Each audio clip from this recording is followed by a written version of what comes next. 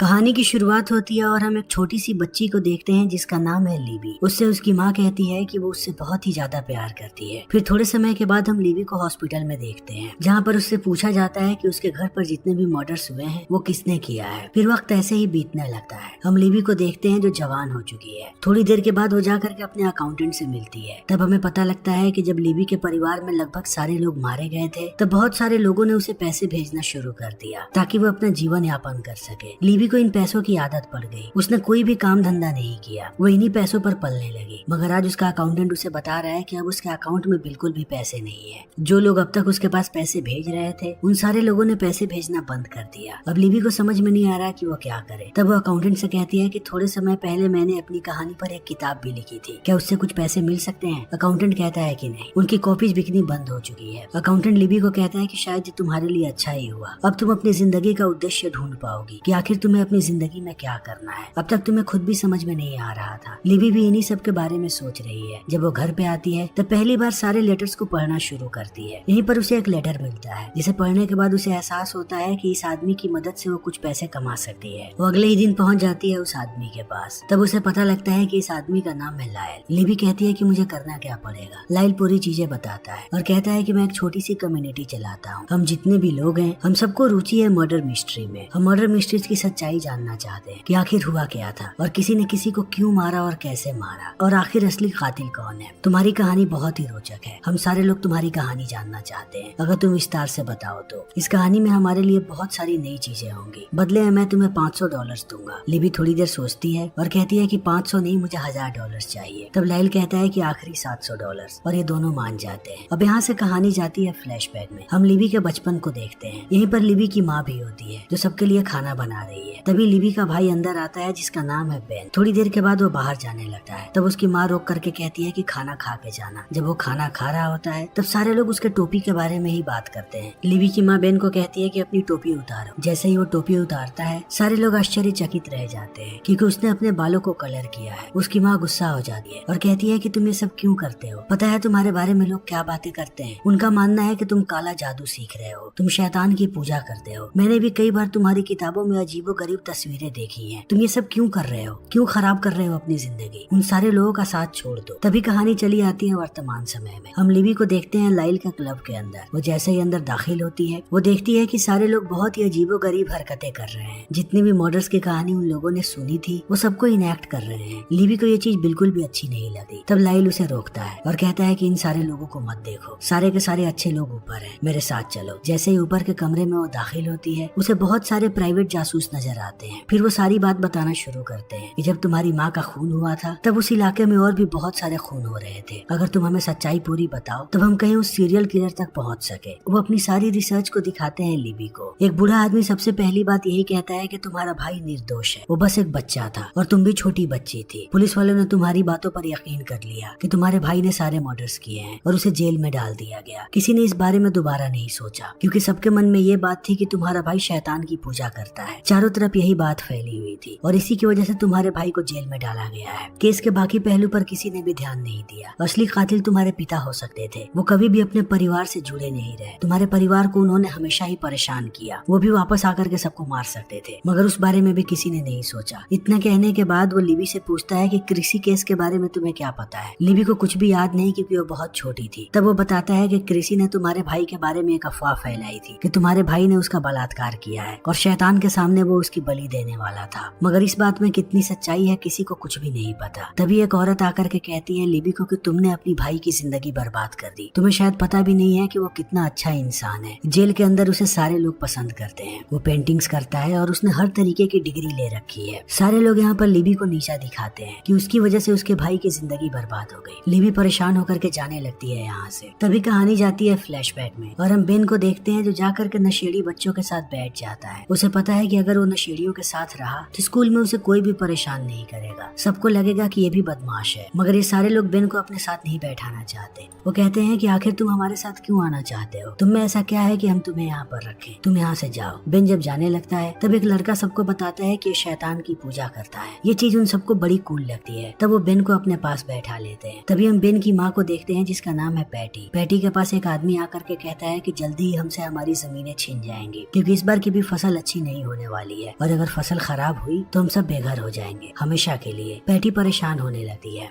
तभी कहानी चली आती है वर्तमान समय में। लिबी पहुंचती है लाइल के पास। लाइल को भरोसा नहीं था कि लिबी दोबारा वापस आएगी। लिबी लाइल से कहती है कि इस केस के बारे में तुम्हें जितनी भी जानकारी चाहिए मैं सब कुछ दे सकती हूँ, लेकिन अब मुझे ज्यादा पैसे चाहिए। लाइल मान जाता है लिबी की सारी शर्तों को। तब लिबी सीधा पहुंचती है जेल में अपने भाई बेन के पास। वो उसे देख करके बहुत खुश है। बेन भी अपनी बहन को देख करके खुश है। वो सारी चीजें बताता है कि वो स्टडीज अपनी पूरी कर रहा है, जल्दी उसका डिप्लोमा कंप्लीट होने वाला है। तब लिबी उससे कहती है कि तुम इतने बदल कैसे गए, क्या अब तुम ईश्वर पे भरोसा करते हो ना कि शैतान पे। तब बेन कोई भी जवाब नहीं देता। लिबी उससे कहती है कि तुम मुझसे नाराज नहीं हो, तुम मुझसे नफरत नहीं करते क्योंकि तुम अंदर सिर्फ मेरी वजह से हो। बेन कहता है कि नहीं, मैं बहुत सारे लोगों से नफरत करता हूँ लेकिन उनमें से तुम एक नहीं हो। मैं उस समय बहुत ही छोटा था। कोर्ट में मैंने जितनी भी चीजें बोली मुझे पता भी नहीं था कि ये सब कुछ बोलने के बाद मेरे साथ क्या होगा। जब मैं बोल रहा था तो मुझे ऐसा लगा कि यहाँ से निकलने के बाद सारे लोग मुझसे डरेंगे और मेरे स्कूल में मेरा अलग ही रुतबा होगा। लेकिन देखो मेरे साथ क्या हो गया। मुझे वो सब कुछ नहीं बोलना चाहिए था। सारी बातें झूठ थी। इन बातों को सुनने के बाद लिबी कहती है फिर तुमने दोबारा अपील क्यों नहीं किया, तुम दुनिया को सच्चाई बता सकते थे। बेन इन बातों का कोई जवाब नहीं देता क्योंकि वो इस बारे में बात नहीं करना चाहता। लिबी उससे सवाल पूछती रहती है मगर बेन जब कुछ नहीं बोलता तब वो गुस्सा होकर के चली आती है और कहानी दोबारा जाती है फ्लैशबैक। हम बेन को देखते हैं जो अपनी गर्लफ्रेंड से मिलने आता है जिसका नाम है डियोंड्रा। ये दोनों एक दूसरे से प्यार करते हैं। जैसे ही डियोंड्रा उसे देखती है ये दोनों इंटीमेट हो जाते हैं। इंटीमेट होने के बाद डियोंड्रा कहती है कि कॉलेज में तुम्हारे बारे में बहुत सारी अफवाहें फैल रही हैं, खास करके इस बारे में कि तुम शैतान की पूजा करते हो। जब भी तुम्हें कोई लड़की नजर आती है तब तुम उसे पकड़ के लेकर के जाते हो खेतों में, उसका बलात्कार करते हो और शैतान को बलि देने की कोशिश करते हो। इन बातों को सुनने के बाद बेन कहता है कि ये सब कुछ झूठ है मगर डियोंड्रा अब परेशान हो रही है। दूसरी तरफ हम पैटी की बहन को देखते हैं। पैटी सारी बातें बताती है कि जल्दी ही उसकी खेत भी उनसे छीन सकते हैं। तब उन्हें पता भी नहीं है कि वो लोग आगे क्या करेंगे। ये सारी बातें उसे अंदर से खाए जा रही है। तभी हम डियोंड्रा और बेन को देखते हैं। यहाँ पर हमें पता लगता है कि डियोंड्रा प्रेग्नेंट है और वो इस बच्चे को रखना चाहती है। उन्हें पता है कि यहाँ इन दोनों की शादी नहीं हो सकती, इसीलिए दोनों ने निश्चय किया है कि वो लोग इस जगह को छोड़ करके कहीं दूर चले जाएंगे और एक साथ नई जिंदगी की शुरुआत करेंगे। मगर सबसे बड़ी दिक्कत ये है कि इनके पास कोई भी पैसे नहीं है, इसीलिए बेन परेशान रहता है। बेन की एक दिन बात होती है डियोंड्रा के भाई से। डियोंड्रा का भाई उसे समझाता है और कहता है कि तुम्हें अपने पिता से पैसे मांगने चाहिए। बेन कहता है कि मेरे पिता के पास कोई पैसे नहीं है। डियोंड्रा का भाई कहता है कि सबको यही लगता है मगर सच्चाई कुछ और ही है, तुम्हें जा करके एक बार कोशिश करनी चाहिए। मैंने उनके पास नशे की हर तरीके की चीज देखी है जिसे वो बेचते हैं और इसे बेच करके बहुत सारे पैसे बनाए जा सकते हैं। तभी कहानी वर्तमान समय में चली आती है। लाइल आकर के मिलता है लिबी से और उससे कहता है कि मैंने पूरी रिसर्च की है। तुम्हारे भाई के ऊपर सबसे बड़ा आरोप यही था कि वो शैतान की पूजा करता है और ये बात झूठ है क्योंकि उस वक्त में जितने भी बच्चे थे सब यही चीजें कर रहे थे कूल बनने के लिए। सिर्फ इसके बेसिस पे तुम्हारे भाई को जज नहीं किया जा सकता। उसके ऊपर सिर्फ एक लड़की ने चार्जेस लगाए थे, उसका नाम था क्रिसी।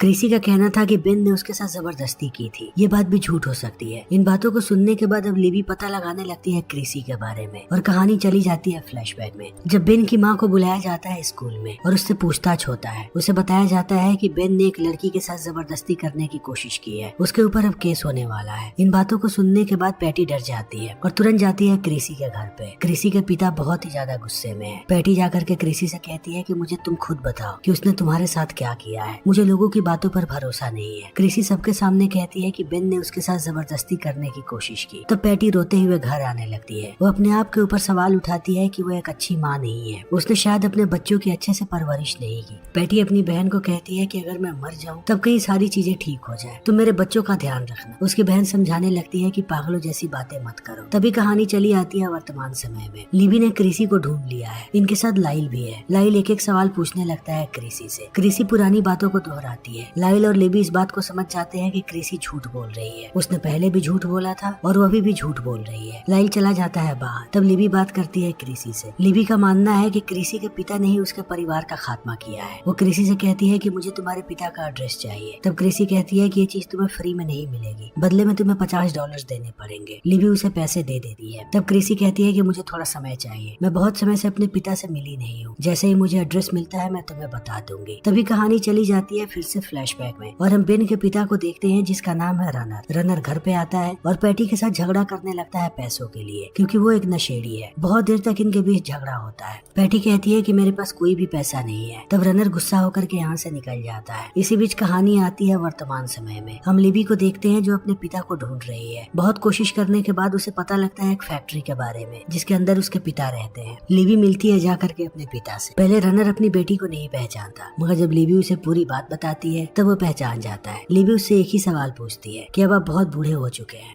अगर आपने ये सब कुछ किया है तो अब सच्चाई बता दीजिए। रनर कहता है कि मैंने कुछ नहीं किया। उस रात जैसे ही मैं घर के पास आया, मुझे डियोंड्रा के भाई की गाड़ी नजर आई। तभी मैं समझ गया कि कुछ न कुछ तो गड़बड़ होने वाला है। लिबी को ये सारी बातें समझ में नहीं आ रही क्योंकि उसे कुछ भी याद नहीं है कि डियोंड्रा कौन थी और उसका भाई कौन था। तभी कहानी फ्लैशबैक में चली जाती है। बेन डियोंड्रा और उसके भाई को लेकर के आता है अपने पिता रनर के पास। बेन पहुंचता है रनर के पास और उससे पैसे मांगने लगता है। कहता है कि अब मैं भी पिता बनने वाला हूँ, उसी के लिए मुझे पैसों की जरूरत है। इन बातों को सुनने के बाद रनर एक ही बात कहता है कि क्या तुम्हें पूरा भरोसा है कि ये बच्चा तुम्हारा ही है। इन बातों को सुनने के बाद अब बेन भी सोच में पड़ जाता है और इन चीजों से बाहर नहीं आ पाता। जब ये लोग वापस आ रहे होते हैं तभी रास्ते में डियोंड्रा का भाई गाड़ी रोक देता है। ये सारे लोग नशा करना शुरू कर देते हैं। ये दुनिया के सबसे घटिया वाले नशे कर रहे हैं। डियोंड्रा भी अपने भाई के साथ नशा कर रही है। जब नशा इनके सर पे चढ़ता है तब ये तलवार निकालते हैं और शैतान की पूजा करने के लिए निकल पड़ते हैं। इनके सामने जो भी जानवर आता है ये लोग उनकी बलि देने लगते हैं। इन चीजों को देखने के बाद बेन परेशान हो रहा है क्योंकि वो बिल्कुल भी इनके जैसा नहीं है। तभी कहानी वर्तमान समय में चली आती है। हम लिबी को देखते हैं जो जेल में बेन से मिलने आई है। वो बेन को सारी बात बताती है कि अब तक उसे क्या पता लगा है। बेन कहता है कि ये रिसर्च करना बंद कर दो और मैं तुम्हें एक बात बता दूं कि हमारे पिता कातिल नहीं है। तुम घूम फिर करके हमारे परिवार पे क्यों चली आती हो? तुम्हें क्या लगता है कि हमारे परिवार में कातिल लोग हैं? लिबी कहती है कि हाँ, क्योंकि मुझे भी कभी कभी लगता है कि मैं किसी को मार सकती हूँ। अगर दुनिया में कोई सबसे घटिया इंसान है तो वो सारे हमारे परिवार में ही है। हमारे खून में ही खराबी है। इन बातों को सुनने के बाद बेन कहता है कि तुम अभी भी अपने दिमाग में कैद हो। मुझे लगा कि मैं कैदी हूँ मगर तुम भी एक कैदी हो।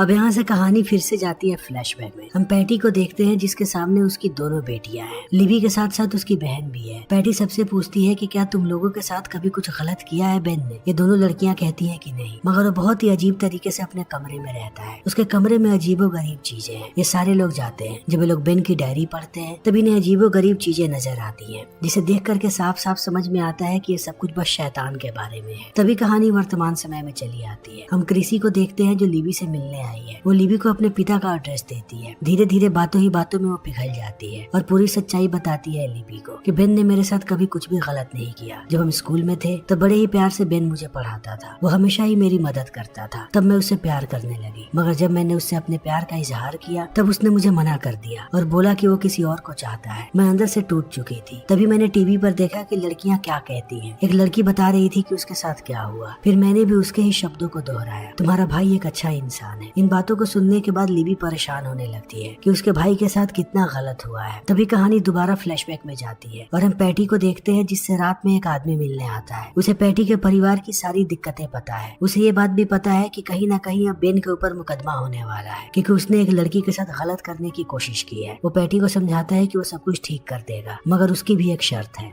अब कहानी दोबारा चली आती है वर्तमान समय में। हम लिबी और लाइल को देखते हैं जो अब डियोंड्रा को ढूंढना चाहते हैं। वो पहुंच जाते हैं उसके भाई के पास। तब इन्हें पता लगता है कि पिछले कई सालों से डियोंड्रा गायब हो चुकी है और किसी को भी पता नहीं है इस बारे में। अब लिबी को भी समझ में नहीं आता कि वो क्या करे। जब ये लोग अपनी रिसर्च करते हैं तब इन्हें पता लगता है कि डियोंड्रा ने अपना नाम बदल लिया था, इसीलिए कोई भी उसे ढूंढ नहीं पा रहा था। मगर इन्हें पता है कि डियोंड्रा का नया नाम क्या है। अंत में लिबी पहुंचती है डियोंड्रा के पास। डियोंड्रा उसे देख करके खुश हो जाती है और कहती है कि मुझे हमेशा से भरोसा था कि एक न एक दिन तुम मेरे पास जरूर आओगी। लिबी डियोंड्रा से पूछती है कि आखिर क्या हुआ था। डियोंड्रा कहती है कि मैं और तुम्हारा भाई हम दोनों भागने वाले थे। हमें पता था कि तुम्हारी माँ ने कुछ पैसे रखे हुए हैं। बेन ने प्लानिंग की कि वो रात में घर पे जाएगा और पैसे चुरा करके लाएगा, फिर हम सुबह तक भाग जाएंगे। मैं पूरे रात इंतजार करती रही मगर तुम्हारा भाई वापस नहीं आया। सुबह सुबह मुझे पता लगा मर्डर्स के बारे में। इनकी बातें चल ही रही होती है। तभी यहाँ पर डियोंड्रा की बेटी आती है। डियोंड्रा कहती है कि ये बेन की ही बेटी है। अब ये सारी बातें सुन करके कहीं ना कहीं लिबी परेशान हो रही है। तब वो चली जाती है बाथरूम की तरफ। अंदर जाते ही वो देखती है कि उसकी माँ की नेकलेस पड़ी हुई है अंदर, कि अब तक डियोंड्रा ने जो कुछ भी बताया वो झूठ है। वो तुरंत आती है बाहर आते ही डियोंड्रा की बेटी हमला कर देती है लिबी के सर पे। वो बेहोश होकर के गिर जाती है नीचे और यहाँ से कहानी जाती है फ्लैशबैक में। तब हमें पता लगता है कि जिस रात बेन घर पे आया था डियोंड्रा भी उसके साथ आई थी। बेन अपने ही घर पे चोरी कर रहा था। तभी बेन की बहन यहाँ पर आ गई। इन्हें देखने के बाद वो चिल्लाने लगी कि ये लोग चोरी कर रहे थे। तब डियोंड्रा गला दबाने लगी उसकी बहन का। दूसरी तरफ हम पैटी को देखते हैं। उससे जो आदमी मिलने आया था वो एक सीरियल किलर था। वो उसकी माँ को मार करके भाग जाता है। बेन जब अपनी माँ की लाश देखने के बाद वापस आता है तभी वो देखता है कि डियोंड्रा ने उसकी बहन को भी मार दिया है। अब बेन बहुत ही ज्यादा गुस्से में है, वो रो रहा है। तब डियोंड्रा उसे समझाती है और कहती है कि अभी भी कुछ नहीं बिगड़ा है, तुम्हारी माँ का इंश्योरेंस हो रखा है, उसकी मौत के बाद हमें बहुत सारे पैसे मिलेंगे। इस बात को मत भूलो कि मेरे पेट में तुम्हारी हमारा बच्चा है, तुम्हें हमारे बच्चे के भविष्य के बारे में भी सोचना है। अब एक ही सबूत बचा है और वो है तुम्हारी बहन लीबी। जाओ उसे मारो और सारी चीजें खत्म हो जाएंगी, हमारी जिंदगी की अच्छी शुरुआत होगी। तब जाकर के उसे मार दो। तब बेन जाता है लीबी के पास, मगर वो उसे मारता नहीं। वो उसे अंदर छुपा करके कहता है कि चाहे कुछ भी हो जाए यहाँ से बाहर मत निकलना। फिर वो जाने लगता है घर से बाहर। अब कहानी चली आती है वर्तमान समय में। ये लोग लीबी को मारने की कोशिश कर रहे हैं, मगर बड़े ही चालाकी के साथ लीबी यहाँ से भाग जाती है। थोड़े समय के बाद यहाँ पर लाइल भी आ जाता है। अगले दिन लाइल पूरी बात बताता है और कहता है कि डिएंड्रा के बारे में पता लग गया है पुलिस वालों को। वो लोग उसे ढूंढ रहे हैं और जिस आदमी ने तुम्हारी माँ को मारा था वो एक सीरियल किलर था, मगर उसे लगता था कि वो लोगों की मदद कर रहा है। तुम्हारी माँ ने उसे खुद बुलाया था अपने आप को मारने के लिए। वो इंसान वही काम करता था। जो भी लोग कर्जे में डूब जाते थे वो उसे बुलाते थे कि वो उन्हें मार दे, ताकि इंश्योरेंस के सारे पैसे से उनके परिवार का भला हो सके। उस सीरियल किलर को लगता था कि वो समाज का भला कर रहा है, क्योंकि वो रजामंदी से लोगों को मारता था। तुम्हारी माँ ने खुद रजामंदी दी थी अपने आप को मारने की। जैसे जैसे समय बीतता है पुलिस वाले डिएंड्रा को गिरफ्तार कर लेते हैं, क्योंकि असली कातिल वही है। अब उसे सजा होने वाली है और थोड़े वक्त के बाद बेन जेल से छूट जाएगा। तब उससे मिलने के लिए लीबी जाती है और उससे कहती है कि तुम्हें हमेशा से पूरी सच्चाई पता थी, फिर तुमने मुझे या किसी और को क्यों नहीं बताया। बेन कहता है क्योंकि मैं डिएंड्रा से प्यार करता था और उसके पास मेरी बच्ची थी। मैं नहीं चाहता था कि उसे सजा हो। अब थोड़ी देर के लिए लीबी शांत हो जाती है। बेन कहता है कि मैं जल्दी ही जेल से बाहर आ जाऊंगा। बाहर आने के बाद क्या हम परिवार की तरह रह सकते हैं? इन बातों को सुनने के बाद लीबी मुस्कुराती है और बाहर चली आती है। यानी थोड़े समय के बाद उसकी नई जिंदगी की शुरुआत होने वाली है। उसके पास एक परिवार होगा। फिर इसी के साथ ये फिल्म यहीं पर खत्म हो जाती है।